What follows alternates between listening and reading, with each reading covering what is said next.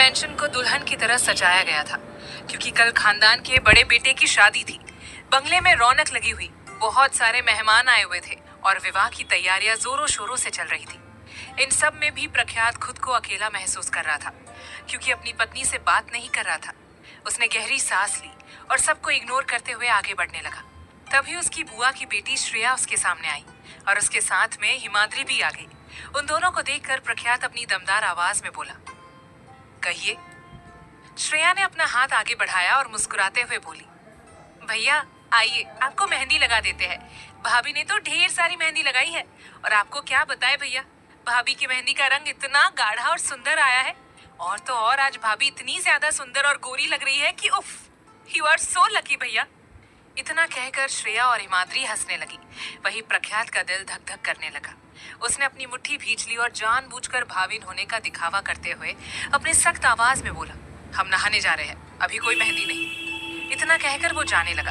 तभी हिमाद्री अपनी मीठी आवाज में बोली, जीजू सच्ची एक बार दीदी की तस्वीर तो देख लीजिए, सच में बहुत सुंदर लग रही है। हाँ, ये बात सच है कि मेरी दीदी पहले से ही बहुत गोरी और सुंदर है, लेकिन हल्दी और मेहंदी लगने के बाद तो हे भगवान, बहुत ज्यादा सुंदर लग रही है, चमक रही है। अच्छा चलिए, मैं दीदी को कॉल ही लगा देती हूँ, एक बार बात कर लीजिए। हिमाद्री की बात सुनकर प्रख्यात बेचैन और बेताब होने लगा। अब वो इस लड़की को कैसे समझाए कि वो तो खुद तड़प रहा है श्रीनिका को देखने के लिए, उसके पास जाने के लिए, उससे बातें करने के लिए, लेकिन अपने गुस्से के चक्कर में वही सब कर नहीं पा रहा है। उसे अपनी नाराजगी जतानी है और श्री के मुंह से सुनना है कि वो भी उससे प्यार करती है, लेकिन महारानी बोल ही नहीं रही है। और अब तो दोनों एक दूसरे से मिल भी नहीं सकते, क्योंकि उन दोनों को हल्दी लग चुकी है। इसलिए वो सीधा शादी के मंडप में ही एक दूसरे को देखेंगे और मिलेंगे। प्रख्यात अपनी भावनाओं को कंट्रोल करते हुए अपनी सख्त और कठोर आवाज में बोला, हमें इस वक्त उनसे बात नहीं करनी, हमें जरूरी काम है और कृपया करके आप दोनों भी काम पर लग जाइए। कल घर में विवाह है, इस तरह घूमने फिरने मजे करने से कुछ नहीं होता। प्रख्यात की बात सुनकर वो दोनों मंद मंद मुस्कुराने लगी। तभी हिमाद्री ने श्री को कॉल लगा दिया और मोबाइल को स्पीकर पर रख दिया था।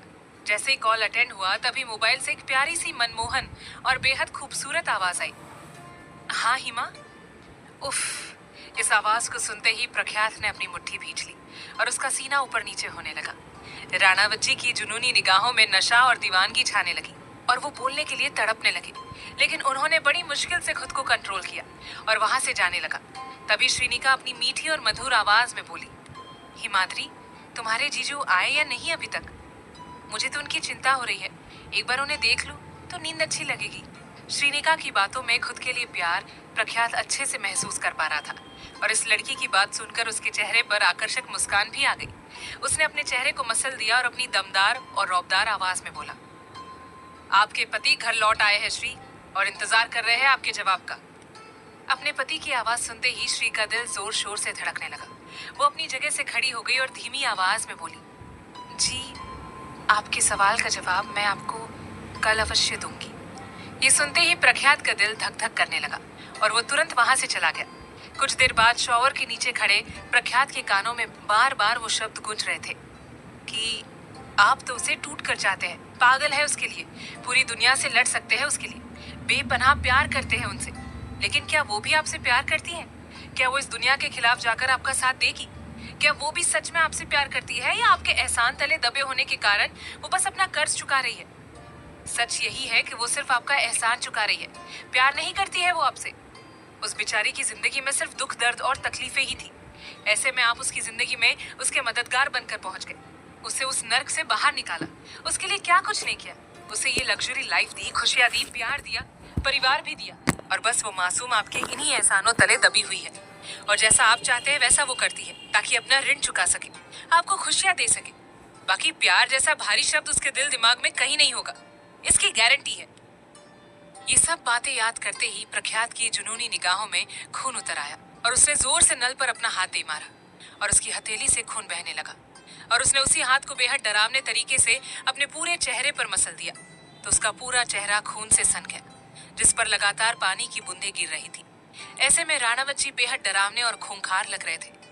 अचानक उनके हाथ कांपने लगे और वो जोर से दहाड़ते हुए बोले, वो हमसे प्यार करती है और करती रहेगी। अगर उसने हमसे दूरी बनाई तो हम सब कुछ तबाह कर देंगे। अगर उससे हमसे प्यार नहीं तो भी प्यार करना पड़ेगा। जिंदगी भर करना पड़ेगा और हमसे ही करना पड़ेगा। हम मजबूर कर देंगे उसे कि वो हमसे प्यार करे। वो हमारी जिद है जो हमसे प्यार करके रहेगी। Shrinika, you are only mine and mine. You have to love मी।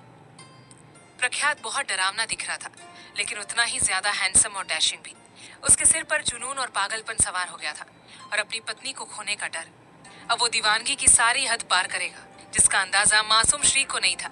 लेकिन दूसरी तरफ प्यारी सी श्रीनिका आईने में खुद को देखते हुए शर्मा गई और अपनी मीठी आवाज में भावुक होकर बोली, I love you so much प्रख्यात जी।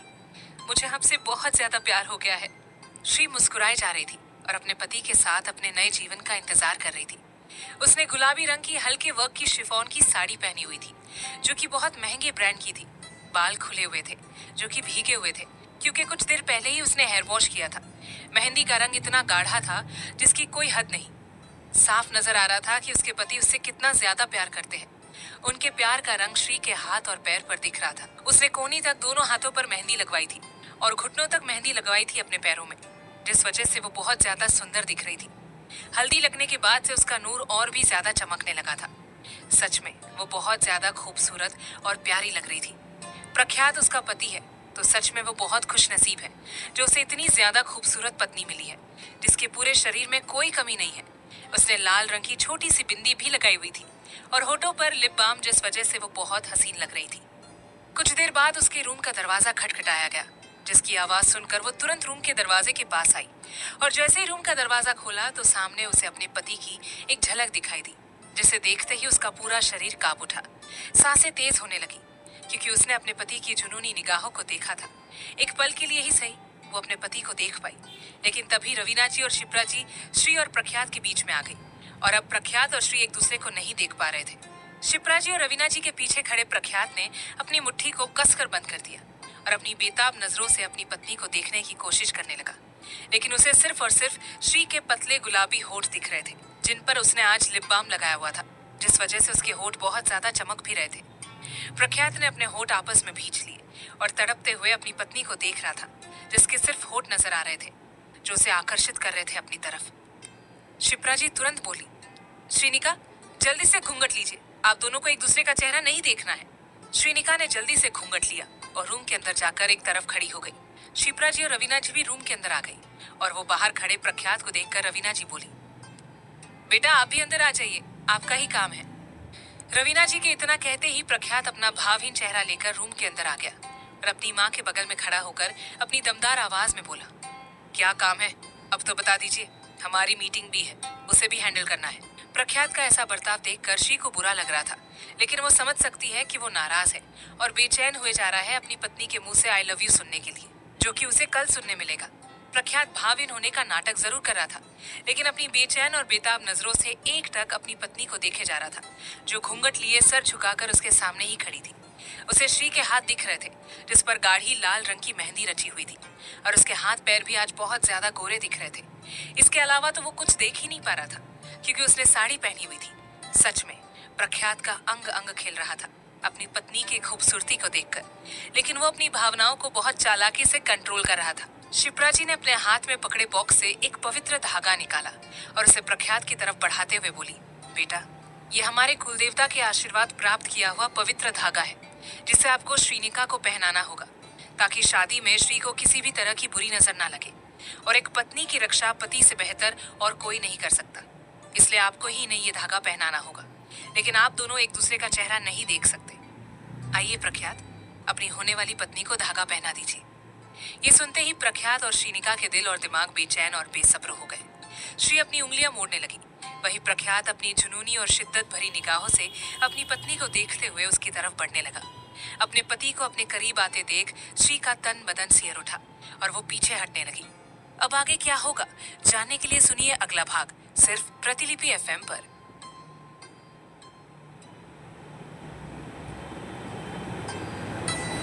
भाग 86। शिप्रा जी ने अपने हाथ में पकड़े बॉक्स से एक पवित्र धागा निकाला और उसे प्रख्यात की तरफ बढ़ाते हुए बोली, बेटा ये हमारे कुलदेवता के आशीर्वाद प्राप्त किया हुआ पवित्र धागा है, जिसे आपको श्रीनिका को पहनाना होगा, ताकि शादी में श्री को किसी भी तरह की बुरी नजर न लगे। और एक पत्नी की रक्षा पति से बेहतर और कोई नहीं कर सकता, इसलिए आपको ही इन्हें ये धागा पहनाना होगा। लेकिन आप दोनों एक दूसरे का चेहरा नहीं देख सकते। आइए प्रख्यात, अपनी होने वाली पत्नी को धागा पहना दीजिए। ये सुनते ही प्रख्यात और श्रीनिका के दिल और दिमाग बेचैन और बेसब्र हो गए। श्री अपनी उंगलियां मोड़ने लगी। वहीं प्रख्यात अपनी जुनूनी और शिद्दत भरी निगाहों से अपनी पत्नी को देखते हुए उसकी तरफ बढ़ने लगा। अपने पति को अपने करीब पाते देख श्री का तन बदन सिहर उठा और वो पीछे हटने लगी। श्री को दूर जाता देख प्रख्यात ने अपनी मुट्ठी भींच ली और बेरुखी से बोला, माँ, शायद आपकी बहू चाहती नहीं है कि हम उन्हें ये धागा पहनाएं, तो आप ही पहना दीजिए। अपने पति की ऐसी बात सुनकर श्री बेचैन हो गई और तुरंत उसने अपना दाहिना हाथ आगे बढ़ाते हुए धीमी और सभ्य आवाज में बोली, जी पहना दीजिए। ये सुनते ही प्रख्यात तुरंत उसके पास आ गया और घूंघट में से उसके चेहरे को देखते हुए सख्ती से मगर धीमी आवाज में बोला, हमें तड़पा रही हो? ठीक है, तड़पा लो, लेकिन याद रखना कल की रात आप हमारी होगी। फिर हम देखते हैं कि आपको हमसे कौन बचाता है। कसम से, जान से मारेंगे नहीं, लेकिन बाकी कुछ नहीं रखेंगे। ये सुनते ही श्री का पूरा बदन सिहर उठा, सांसें तेज होने लगी और वो शर्माती हुई अपनी धीमी आवाज में बोली, मैं इंतजार करूंगी आपका। ये सुनते ही प्रख्यात की आंखों में नशा और दीवानगी छाने लगी और वो उसके हाथ को बेहद आकर्षक तरीके से पकड़ते हुए अपनी दमदार और आकर्षक आवाज में बोला, मेरा ही साया तू, मुझ में समाया तू, तुझसे ही दिल ये बेहाल, तू जैसे मेरी पहली प्रार्थना, चाहूं ना फिर क्यों मैं तुझे, जिस पल ना चाहा तुझको उस पल सजाएं मांगी पाया है मैंने, फिर क्यों ना मैं चाहूं तुझे। प्रख्यात की दीवानगी और जुनून देखकर श्री का तन बदन सिहर उठा और होठों पर बेहद खूबसूरत मुस्कान आ गई। प्रख्यात घूंघट में से उसकी झुकी हुई पलकों को देखते हुए उसके हाथ पर धागा बांध देता है और उसके सिर पर हाथ रखकर सच्ची शिद्दत से कहता है, ईश्वर आपको सदैव प्रसन्न रखे। श्रीनिका सुकून से अपनी आंखें बंद करके हाथ जोड़कर आशीर्वाद को ग्रहण करती है। इन दोनों को देखकर रवीना जी और शिप्रा जी के चेहरे पर मुस्कान आ गई। शिप्रा जी आगे आई और बोली, आइए प्रख्यात, अब चलते हैं। अपने दिल पर पत्थर रखकर प्रख्यात बेताबी और जुनून से अपनी पत्नी को देखते हुए रूम से बाहर चला जाता है। श्रीनिका के चेहरे पर मुस्कान आ जाती है। तभी शिप्रा जी बोली, श्रीनिका, कल आप पार्लर में तैयार होने चले जाना और विवाह का जोड़ा पहनने के बाद पूर्ण रूप से तैयार हो जाने के बाद सबसे पहले शिव पार्वती जी के मंदिर जाकर चढ़ावा चढ़ा देना और विवाह अच्छे से हो जाए इसके लिए मन्नत मांग लेना। उसके बाद सीधा मौर्य 7 स्टार होटल पहुंच जाना जहां विवाह होगा। आपके साथ विहान और हिमाद्री जाएंगे आपके मायके वालों के रूप में। ठीक है बेटा। शिप्रा जी के इतना कहते ही श्री तुरंत उनके गले लग गई और बेचैन होने लगी। ये देखकर शिप्रा जी को काफी हैरानी हुई और उन्होंने उसकी पीठ सहलाते हुए कहा, घबराहट होती है बेटा, लेकिन चिंता मत कीजिए, कल सब कुछ अच्छा होगा और आप दोनों का शुभ विवाह मंगलमय होगा। हमारा आशीर्वाद है आपको। ये सुनकर श्री को थोड़ा सुकून मिला। रवीना जी प्यार से बोली, चलिए बेटा, अब आप सो जाइए, आपको सुबह जल्दी मंदिर जाना है, 11 बजे विवाह का शुभ मुहूर्त है। श्रीनिका ने हाँ कह दिया और कुछ देर बाद वो सोने चली गई। उसके पास में हिमाद्री भी लेटी हुई थी। कुछ देर उन दोनों ने बातें की, फिर वो दोनों ही सोने चली गई। श्री की आंखों में तो नींद ही नहीं थी। एक अजीब सी घबराहट और बेचैनी हो रही थी, जो कि हर लड़की को होती है अपनी शादी से पहले। वैसे उसके लिए कोई नई बात नहीं थी, क्योंकि उसकी तो पहले से ही शादी हो चुकी है प्रख्यात के साथ और वो पूरी तरीके से पति पत्नी के रूप में भी थे। लेकिन अब सब कुछ नया था, क्योंकि सारे रीति रिवाज के साथ उनकी शादी हो रही थी।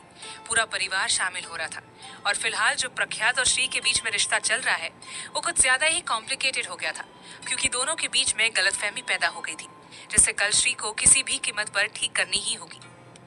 वो बहुत खुश हो रही थी कि कल उसका अपने पति से मिलन होगा और वो खुलकर उसे बता देगी कि वो भी उससे बहुत ज्यादा प्यार करती है। शायद इस दुनिया में सबसे ज्यादा अब श्री को कल का इंतजार था। वहीं दूसरी तरफ हमारे राणावत जी अपने बेड पर लेटे हुए थे। उनकी आंखों में तलब, नशा, दीवानगी और जुनून साफ नजर आ रहा था। बिना शर्ट पहने सिर्फ पैंट पहनकर लेटे हुए थे, जिस वजह से वो काफी आकर्षक और हॉट लग रहे थे। अपने सीने पर हाथ फेर रहे थे। भले ही उन्होंने मेहंदी लगाने से मना कर दिया था, लेकिन सबकी नजरों से बचकर उन्होंने एक मेहंदी का कोन ले लिया था और अपने हाथ में श्रीनिका का नाम लिख दिया था, जिसकी जानकारी किसी को भी नहीं थी। प्रख्यात को अब कल का इंतजार था, क्योंकि कल सुबह 12 बजे के आसपास श्री हमेशा के लिए उसकी हो जाएगी। उन दोनों का विवाह हो जाएगा, फिर उन दोनों को कोई दूर नहीं कर पाएगा। सब कुछ बहुत अच्छे से चल रहा था, लेकिन दूसरी तरफ रोमांच ने अपना खतरनाक प्लान बना लिया था। लेकिन सच कहूं तो कल रोमांच की ही बैंड बजने वाली थी। सुबह 5 बजे ही श्रीनिका, हिमाद्री और विहान के साथ घर से निकल गई। शिप्रा जी ने श्री के लिए शहर के सबसे बेस्ट पार्लर वाली को बुक किया था। श्री तो पार्लर में तैयार हो रही थी, हिमाद्री उसके पास खड़ी थी और विहान कार में बैठकर उनका इंतजार करते हुए अपना फोन चला रहा था। वहीं राणावत मेंशन में पूरा परिवार मिलकर मौर्य 7 स्टार होटल के लिए निकल गया था, जहां पर विवाह होने वाला था और श्री की विदाई करके उसे राणावत मेंशन लेकर आने वाले थे। प्रख्यात ने सिंपल पीच कलर का कुर्ता और पजामा पहना हुआ था। चेहरे पर रौब और शांति छाई हुई थी, लेकिन दिल की धड़कनें तेज थी। आज वे अपनी पत्नी को अपना बनाने जो जा रहे हैं। पूरा परिवार होटल के लिए निकल गया, जहां पर वर यानी कि हमारे प्रख्यात राजा के साथ कुछ रीति रिवाज किए जा रहे थे। विवाह से पूर्व सुबह के 9 बजे हमारी प्यारी सी वधू तैयार हो चुकी थी और तैयार होकर पार्लर के वेटिंग रूम में बैठे विहान और हिमाद्री के सामने आकर खड़ी हो गई। उसके सौंदर्य और रूप को देखकर विहान और हिमाद्री के चेहरे पर बड़ी सी मुस्कान आ गई। सच में प्रख्यात की बींदनी तो इतनी सुंदर और शोभनीय लग रही थी, जिसे देखकर कोई भी उसका दीवाना हो जाए। विहान अपनी बहन की बलाइयां लेते हुए बोला, भगवान तुम्हें इस दुनिया की सारी खुशियां दे, मेरी प्यारी सी बहन। श्री मुस्कुराने लगी और हया से बोली, मैं अच्छी तो लग रही हूँ ना भैया? हाँ हिमा। विहान, ये सवाल तुम अपने पति से पूछना, वो खुलकर जवाब देंगे। इतना कहकर विहान और हिमाद्री हंसने लगे। श्री का रूप बहुत ही खूबसूरत और सुंदर लग रहा था। कुछ देर बाद वो तीनों तुरंत मंदिर के लिए निकल गए, जहाँ पर श्रीनिका शिप्रा जी द्वारा बताए सारे काम कर रही थी और अपने आने वाले जीवन के लिए प्रार्थना कर रही थी। तभी हिमाद्री को आश्रम से अर्जेंट कॉल आ गया और मजबूरी में उसे जाना पड़ा।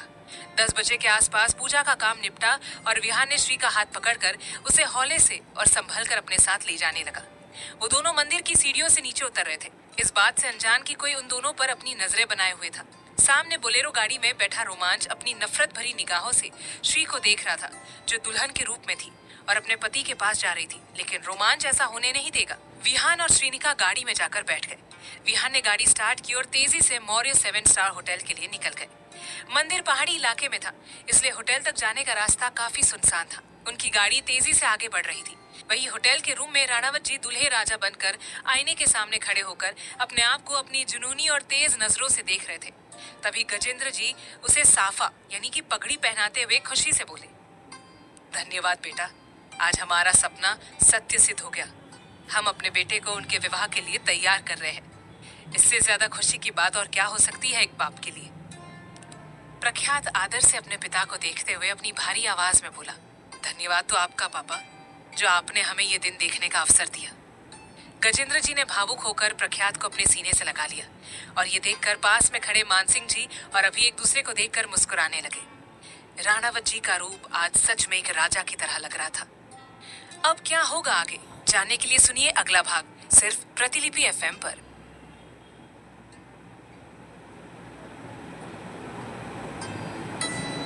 भाग 87। विहान और श्रीनिका गाड़ी में जाकर बैठ गए। विहान ने गाड़ी स्टार्ट की और तेजी से मौर्य 7 स्टार होटल के लिए निकल गया। मंदिर पहाड़ी इलाके में था, इसलिए होटल तक जाने का रास्ता काफी सुनसान था। उनकी गाड़ी तेजी से आगे बढ़ रही थी। वही होटल रूम में राणावत जी दूल्हे राजा बनकर आईने के सामने खड़े होकर अपने आप को अपनी जुनूनी और तेज नजरों से देख रहे थे। तभी गजेंद्र जी उसे साफा यानी कि पगड़ी पहनाते हुए खुशी से बोले, धन्यवाद बेटा, आज हमारा स्वप्न सत्य सिद्ध हो रहा है। हम अपने बेटे को उनके विवाह के लिए तैयार कर रहे हैं। इससे ज्यादा खुशी की बात और क्या हो सकती है एक बाप के लिए। प्रख्यात आदर से अपने पिता को देखते हुए अपनी भारी आवाज में बोला, धन्यवाद तो आपका पापा, जो आपने हमें ये दिन देखने का अवसर दिया।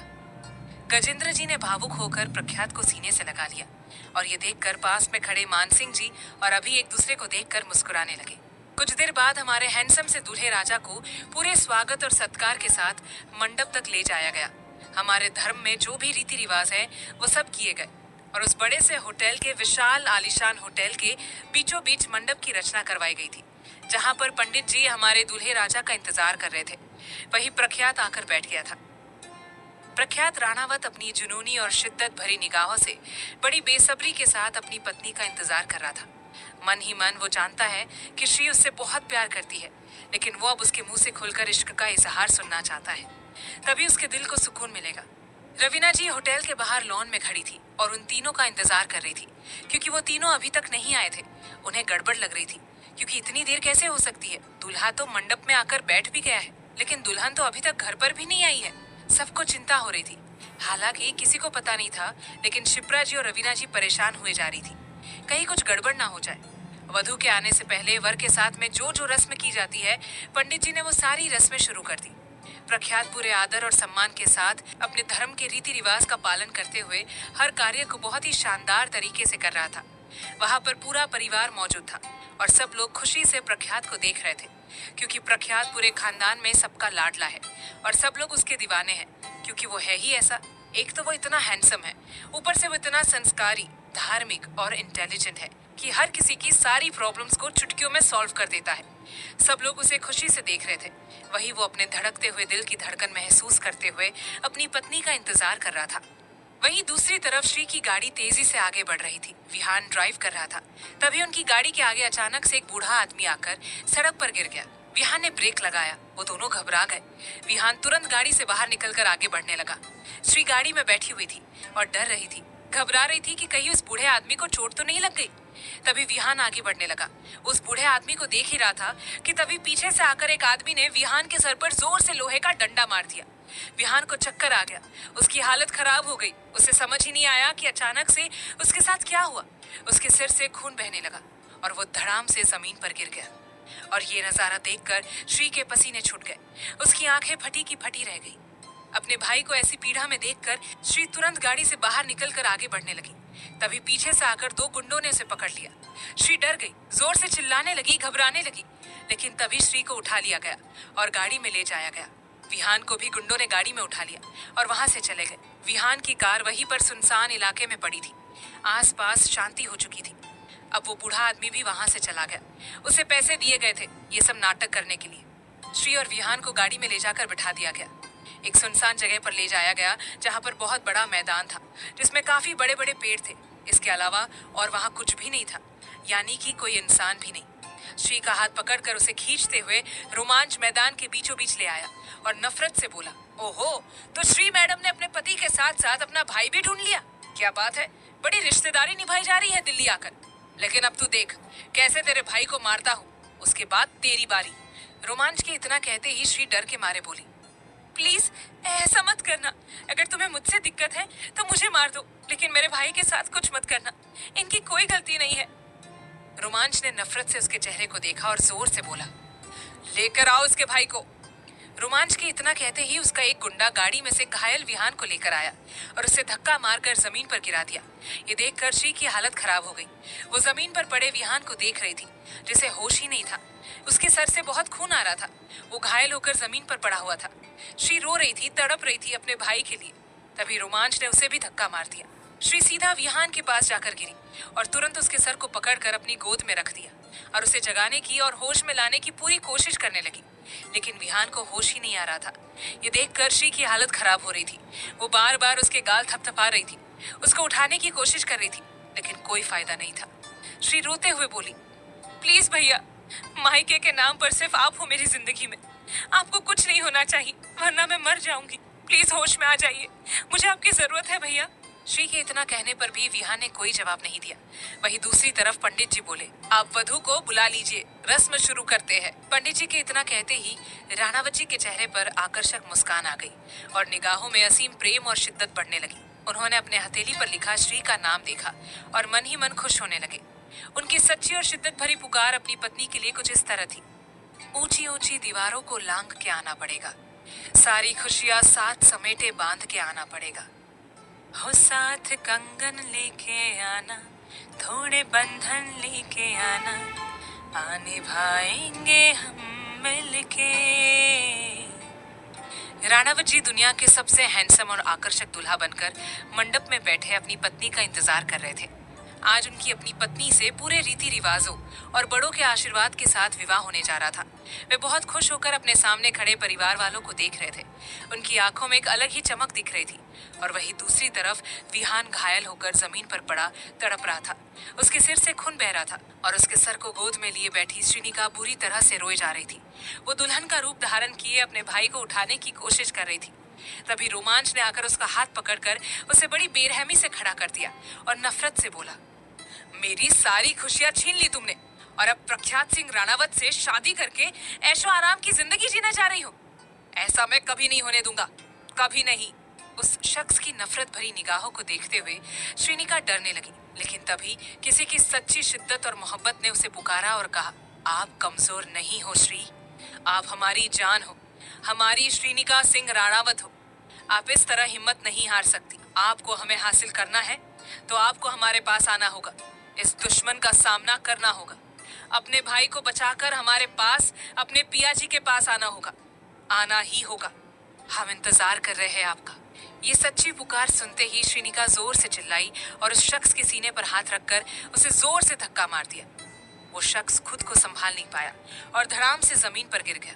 श्रीनिका अपनी लाल और गुस्सैल नजरों से उस शख्स को देखते हुए नफरत से बोली, प्रख्यात मेरे हैं, उन्हें तो मैं हासिल करके ही रहूंगी।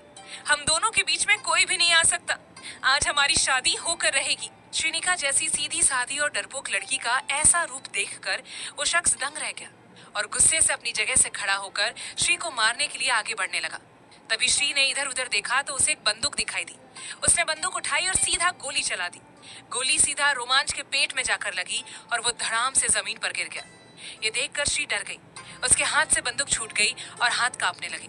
उसे यकीन नहीं हो रहा था कि उसने आज ये सब क्या कर दिया। उसने किसी का खून कर दिया है और अब न जाने उसके साथ क्या होगा। वो डरने लगी, रोने लगी। तभी उसके कानों में विहान की दर्द भरी आवाज आई, श्रीनिका। ये आवाज सुनते ही श्री तुरंत अपने सपनों से बाहर निकल आई और विहान के पास आकर उसे उठाने की कोशिश करने लगी। लेकिन वो नाजुक सी कली एक मर्द को उठा नहीं पा रही थी। बार बार कोशिश कर रही थी लेकिन कोई मतलब नहीं था। वही रोमांच के गुंडे हैरानी से कभी श्री को तो कभी जमीन पर पड़े रोमांच को देख रहे थे। तभी श्री की नजर उन दोनों पर पड़ी। वो तुरंत उनके पास आई और उनके आगे हाथ जोड़कर लाचारी से बोली, प्लीज मेरी मदद कर दीजिए, मेरे भाई को गाड़ी तक पहुंचा दीजिए, हमें अस्पताल छोड़ दीजिए। मेरे भाई को कुछ हो गया तो मैं क्या करूंगी। मैं आप दोनों के आगे हाथ जोड़ती हूँ।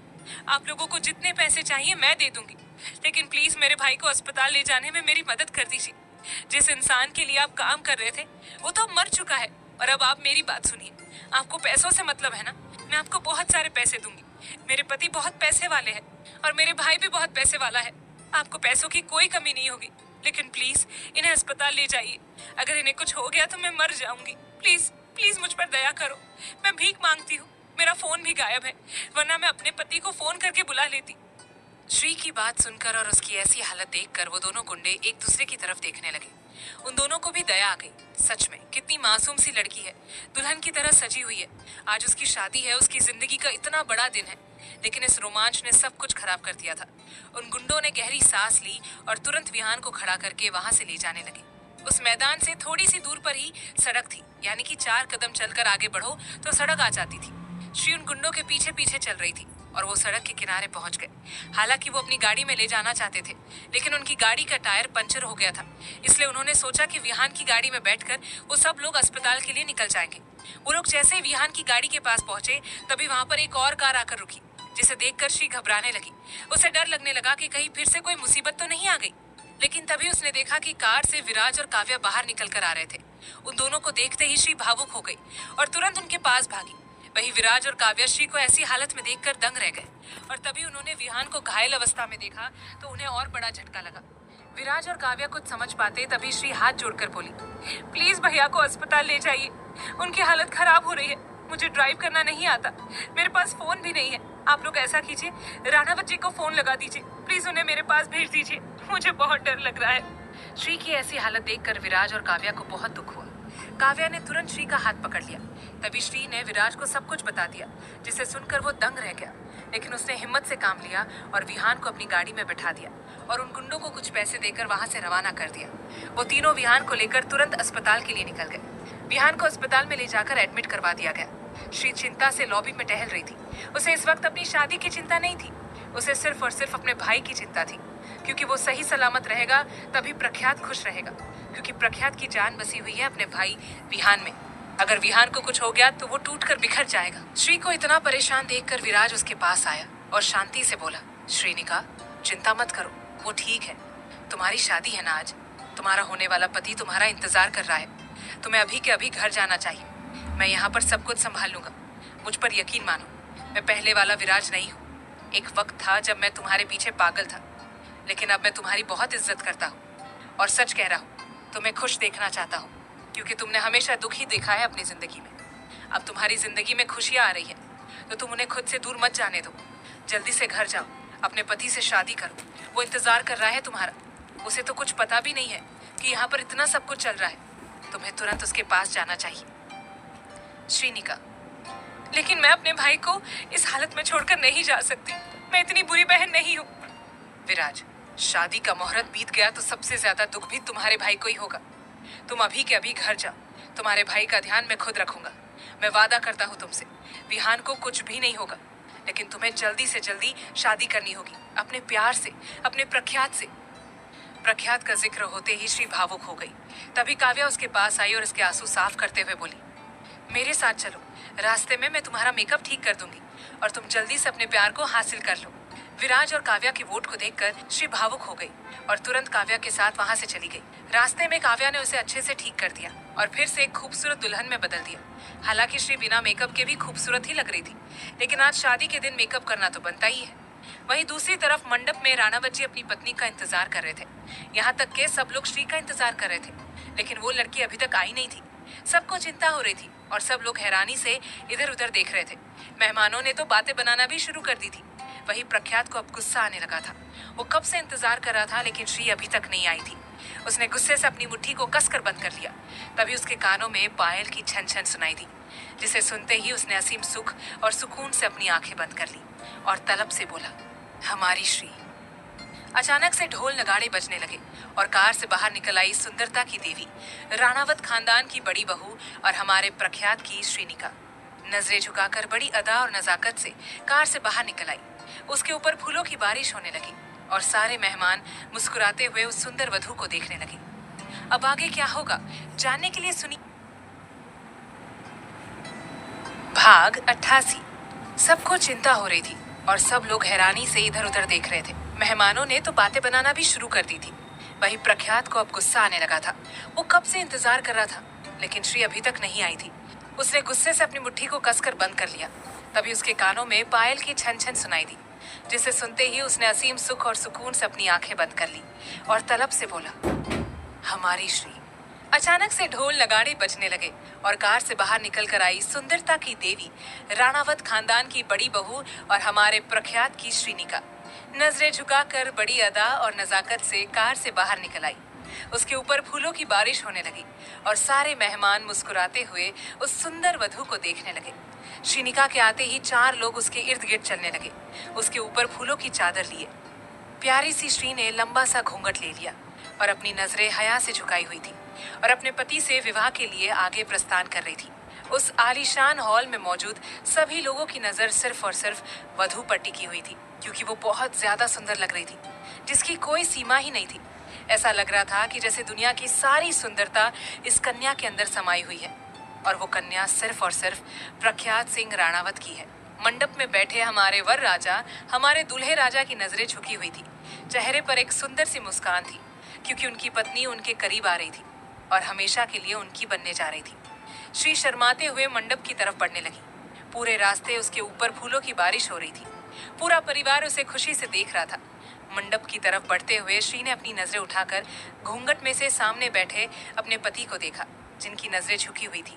अपने पति को देखते ही श्री भावुक हो गई, क्योंकि कुछ देर पहले उसके साथ जो हुआ वो बहुत भयानक था। लेकिन उस भयानक स्थिति में भी उसने जो हिम्मत दिखाई, उसकी वजह सिर्फ और सिर्फ प्रख्यात था।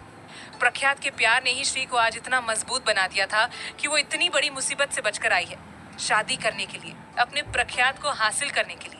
लेकिन अभी के लिए वो उसे कुछ भी नहीं बताएगी, वरना वो गुस्सा कर सकता था और सब कुछ खराब हो सकता था। एक बार शांति से विवाह संपन्न हो जाए, उसके बाद वैसे भी उसे सब कुछ बताना ही होगा।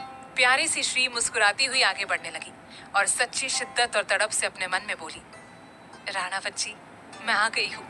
श्री के इतना कहते ही प्रख्यात का दिल जोर शोर से धड़कने लगा। उसने अपनी मुट्ठी भींच ली और अपनी जुनूनी निगाहों को उठाकर सामने देखा तो देखता ही रह गया। उसकी रूप की रानी, सौंदर्य की देवी अपने असीम सौंदर्य को धारण किए उसके निकट आ रही थी, हमेशा के लिए उसकी हो जाने के लिए। अपनी पत्नी के सौंदर्य को देखकर प्रख्यात तो पागल सा हो गया। उसके चेहरे पर भी लालिमा छा गई और उसने तुरंत अपनी नजरें झुका ली। श्री जैसे ही मंडप के पास आई, तभी शिप्रा जी और रवीना जी बड़े प्यार से उसे मंडप पर ले गए और प्रख्यात के पास बिठा दिया। वर वधू के आते ही पंडित जी ने विवाह की रस्में शुरू कर दी। मंत्रों का उच्चारण शुरू हो गया। प्रख्यात और श्री एक दूसरे के निकट बैठे हुए थे। दोनों की खुशी का कोई ठिकाना नहीं था। लेकिन राणावत जी इंतजार कर रहे थे अपनी पत्नी के मुंह से इश्क का इजहार सुनने के लिए। वहीं श्री प्यार से अपने बगल में बैठे अपने पति को देख रही थी। उसने गहरी सांस ली। विवाह के मंडप में राणावत जी खामोशी से बैठे हुए थे। तभी उनके हाथ पर श्रीनिका ने अपना हाथ बड़ी आत्मीयता और प्रेम से रखा। ये छुअन पाते ही प्रख्यात का दिल जोर से धड़कने लगा। उसने अपनी मुट्ठी भींच ली। तभी श्री उसके करीब आकर धीमी आवाज में शिद्दत से बोली, आई लव यू प्रख्यात। ये सुनते ही प्रख्यात के अंग अंग में करंट दौड़ पड़ा। सीना ऊपर नीचे होने लगा और उसने तुरंत अपने बगल में बैठी अपनी खूबसूरत सी वधू की तरफ देखा तो श्री बेहद आकर्षक तरीके से मुस्कुराई और शर्म और हया से अपनी नजरें झुका ली। प्रख्यात तो पागल और दीवाना हो ही गया अपनी पत्नी के लिए और एक टक उसके नूर को देखता रहा। पंडित जी मंत्र जप कर रहे थे और वो दोनों जीवन भर के संबंध में बंधने जा रहे थे। पंडित जी, कन्यादान के लिए वधू के माता पिता आगे आए। पंडित जी के इतना कहते ही श्री उदास हो गई। एक तो उसके माता पिता नहीं थे, ऊपर से उसका जो भाई था वो भी अस्पताल में भर्ती था। न जाने अब उसका कन्यादान कौन करेगा, कैसे सब कुछ होगा। वो ये सब सोचकर परेशान हो रही थी। तभी प्रख्यात इधर उधर देखते हुए बोला, विहान कहाँ है? ये सुनते ही श्री ने डर के मारे अपनी मुट्ठी भींच ली और घबराने लगी। तभी काव्या आगे आई और बोली, विहान को एक अर्जेंट काम आ गया था इसलिए उन्हें जाना पड़ा, तभी तो मैं श्रीनिका को लेकर आई हूँ। काव्या की बात सुनकर प्रख्यात को कुछ तो गड़बड़ लग रही थी, लेकिन इस समय वो सिर्फ अपने विवाह पर ध्यान केंद्रित करना चाहता था। इसलिए उसने अपनी भारी मर्दाना आवाज में कहा, पंडित जी, हमारी श्रीमती के माता पिता हम ही हैं। हम ही इनके अभिभावक हैं। इनके जन्मदाता तो इस दुनिया को छोड़कर स्वर्ग सिधार गए हैं, अब हम ही इनके लिए हैं। प्रख्यात की ये बात सुनकर श्री भावुक हो गई।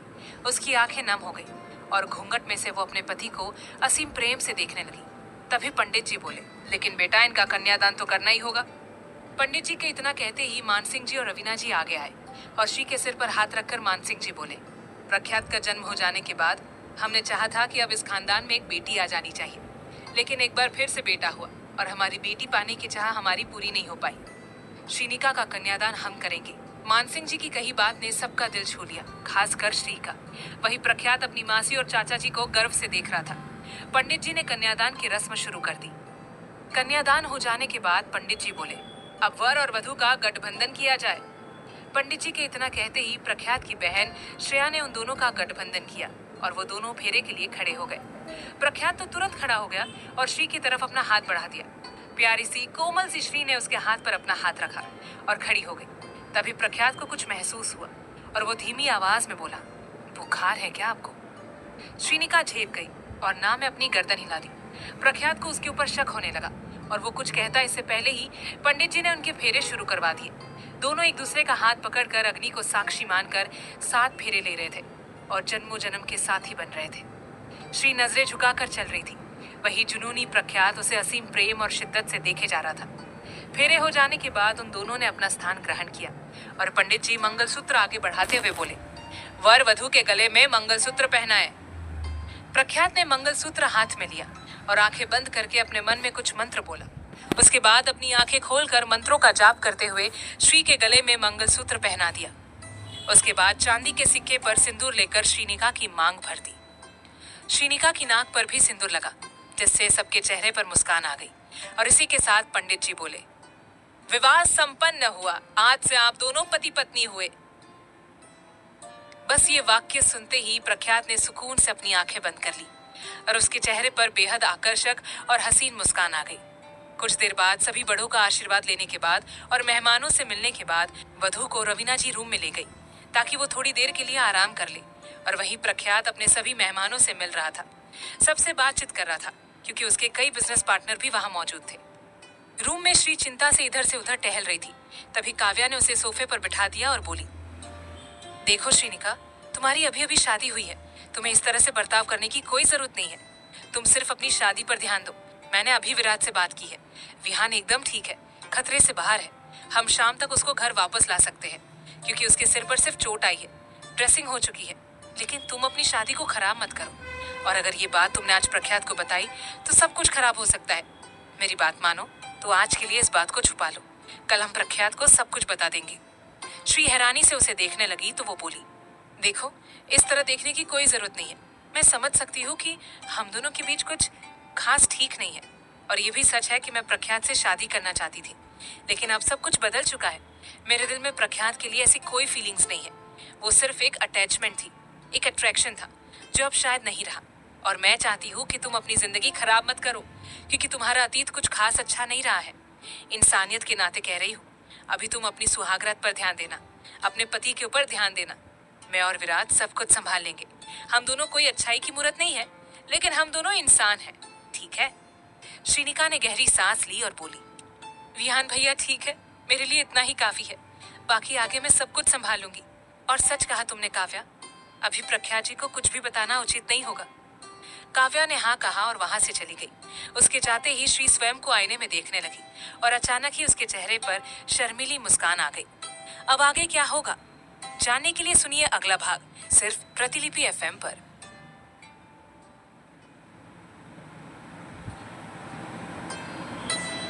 भाग 89। श्रीनिका ने गहरी सांस ली और बोली, विहान भैया ठीक है, मेरे लिए इतना ही काफी है। बाकी आके मैं सब कुछ संभालूंगी। और सच कहा तुमने काव्या, अभी प्रख्यात जी को कुछ भी बताना उचित नहीं होगा। काव्या ने हाँ कहा और वहां से चली गई। उसके जाते ही श्री स्वयं को आईने में देखने लगी और अचानक ही उसके चेहरे पर शर्मीली मुस्कान आ गई।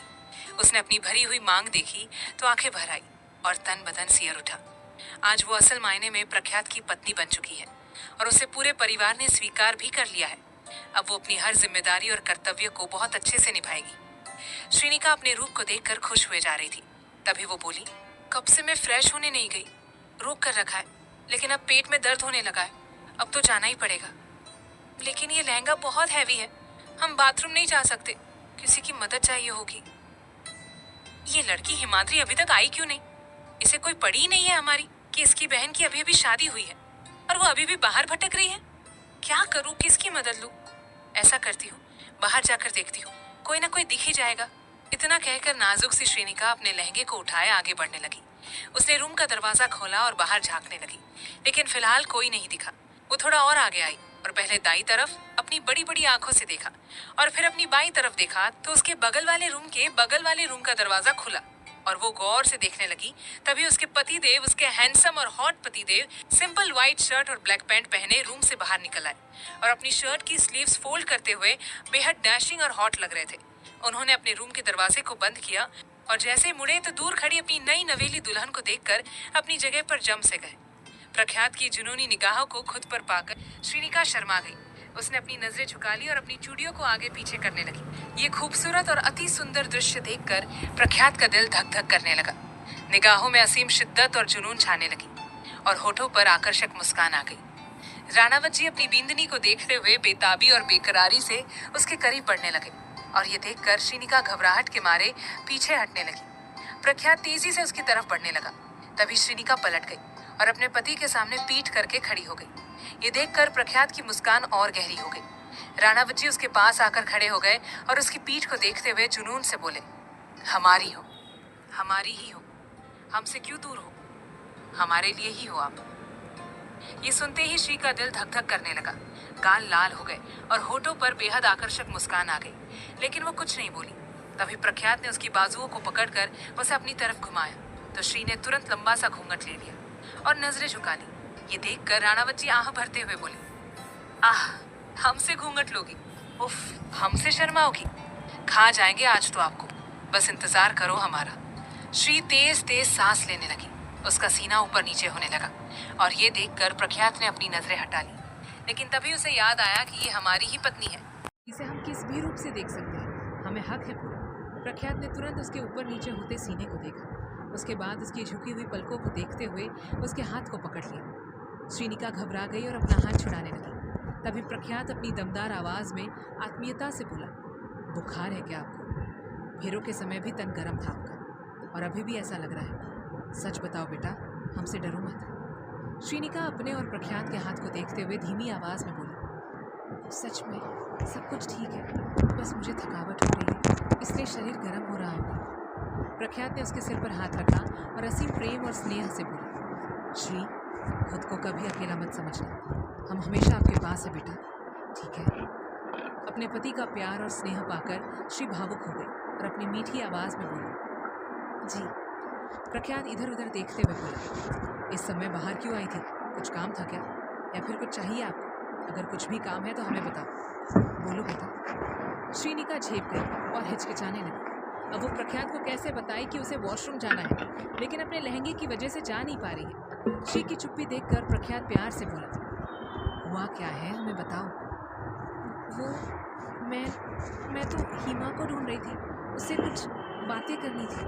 प्रख्यात अपनी तेज और तपिश भरी निगाहों से उसके बेचैन चेहरे को देखते हुए शिद्दत से बोला, वॉशरूम जाना चाहती हूँ, लेकिन इस लहंगे की वजह से जा नहीं पा रही हूँ ना। प्रख्यात की बात सुनते ही श्री घबरा गई और हड़बड़ा कर बोली, नहीं, ऐसा कुछ भी नहीं है, मुझे बस उससे बात करनी है।